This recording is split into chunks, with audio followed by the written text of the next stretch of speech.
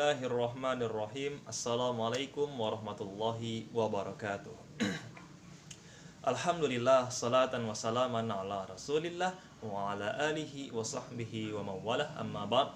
7 menit judul kali ini adalah bagaimana cara berdagang Rasulullah Sallallahu Alaihi Wasallam.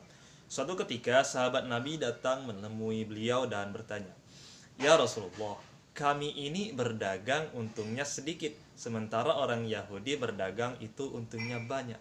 Bagaimana ini ya Rasulullah?" Nabi pun kaget. "Barangnya sama ya Rasul. Kok bisa dagangan kalian lebih sedikit keuntungannya daripada dagangan Yahudi? Sama-sama di Madinah ini." Tapi apa jawab daripada sahabat Nabi ini? "Ya Rasulullah, kami ini berdagang mengikuti cara engkau berdagang." Tambah kaget ini Nabi SAW. "Memangnya bagaimana cara kalian berdagang?"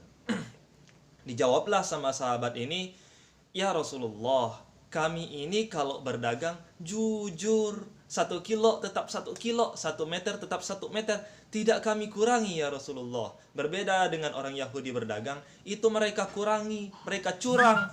Maka dari sini laba mereka lebih banyak daripada laba kami." Udah jujur belum tuh? Tapi apa kata Nabi SAW? "Cara berdagang kalian itu salah. Maukah saya ajarkan bagaimana cara berdagang yang benar?" Nabi pun berkata, "Jika kalian menakar suatu takaran, jangan kurangi sekali-sekali takarannya, melainkan ditambah." Misal nih, ada orang beli salak 2 kilo nih. Timbang dulu 2 kilo. Pas sudah 2 kilo, tambahin dikit, biar anget. Nah, kayak gitu tuh contohnya tuh. Oke? Apa kejadian sahabat sekalian? Hikmah Allah Subhanahu wa taala, orang-orang dari pasar Yahudi itu banyak yang pindah ke pasar Muslim. Kenapa? Karena dari mulut ke mulut belanja di pasar Muslim itu enak. 1 kilogramnya itu banyak, sedangkan di pasar Yahudi 1 kilogramnya itu sedikit.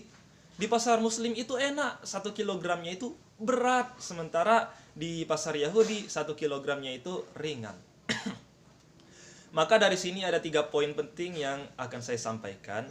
Pertama, dalam berdagang, dalam berbisnis, dalam bekerja, itu harus jujur. Jangan curang, men. Ya gak? Kamu muslim tapi sholat tapi curang, gak asik, gak oke, men. Jujur pertama kepada Allah namanya siddiq, jujur kedua kepada manusia namanya amanah. Oke? Itu yang pertama, jujur.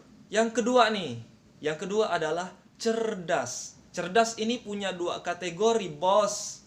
Cerdas pertama namanya adalah fatonah. Bagaimana cara kita mengatur sebuah strategi dan bagaimana cara kita mengeksekusinya. Dan cerdas kedua namanya adalah tablik. Bagaimana cara kita meyakinkan orang lain. Itu kedua nih. Yang ketiga, oke? Yang ketiga, dalam berbisnis, dalam bekerja, jangan cuman cari untung, bos. Tapi kita juga harus memberikan manfaat ke orang lain.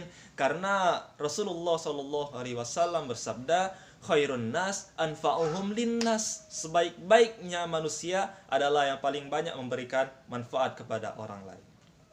Oke? Kesimpulan nih. Yang pertama, dalam berbisnis itu kudu jujur. Jujur pertama kepada Allah. Halal, haram, ya enggak? Jujur kedua kepada manusia namanya amanah. Terus, yang kedua, kita kudu cerdas. Jujur saja kagak cukup, men. Ente jujur tapi ente bego, ya udah.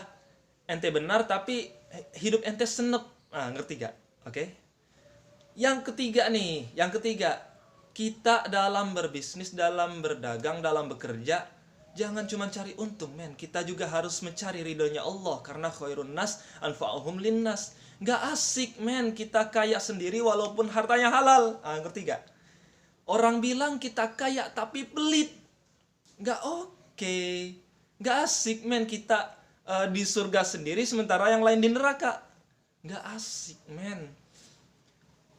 Pokoknya jalanin aja udah, ya enggak? Karena dalam kaidah fikihnya mengatakan ma la yudroku kulluhu la yudroku kulluhu.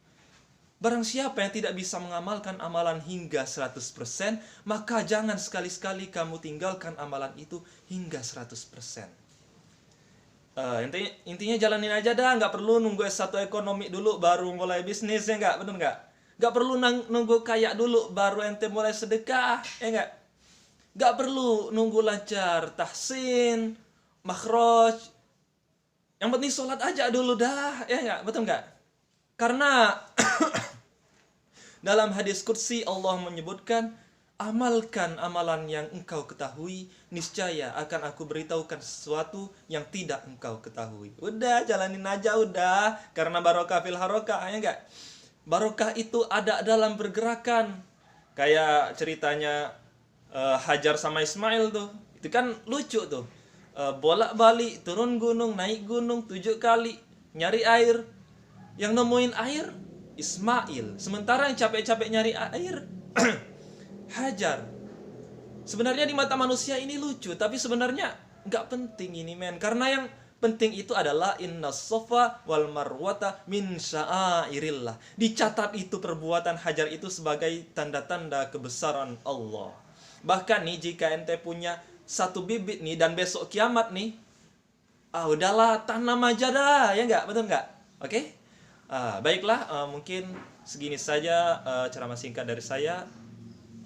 Apabila ada tutur kata yang salah, mohon dimaafkan. Akhirul kalam, assalamualaikum warahmatullahi wabarakatuh. Goodbye.